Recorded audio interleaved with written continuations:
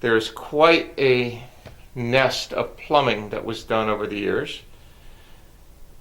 Year upon year upon year, layer upon layer.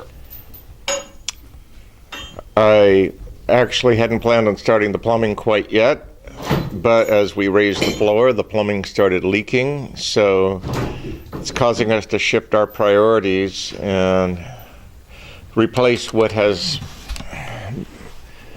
turned out to be quite a snarl of hodgepodge bits of plumbing. There is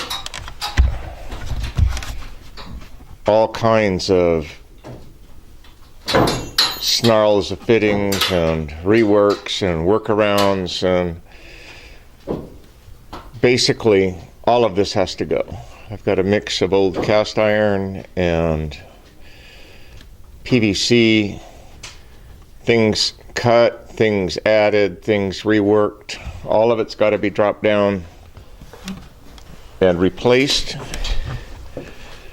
for several reasons. One of the reasons is that the connections have come apart as the floor has been raised, but another reason is because this was all added in a very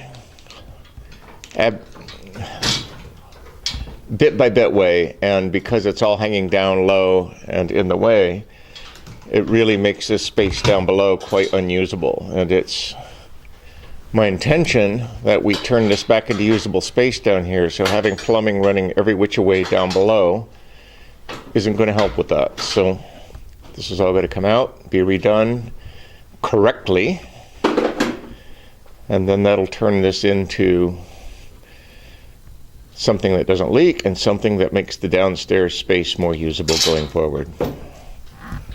Well, we finished cleaning up that big snarl of drain pipe that I showed you in an earlier clip. Now we're going to take a quick look at how that all came out. Nothing more is sticking out in this hallway here. I know it's a little premature to call that a hallway, but you could probably visualize one. And you can see all of this plumbing up above is tucked up nice and tight, so we can make use of the space down below.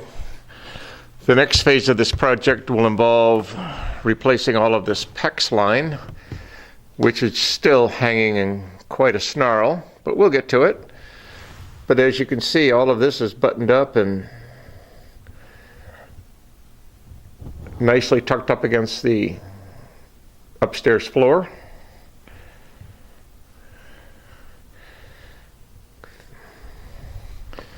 And all that cast iron is replaced right down to the main junction.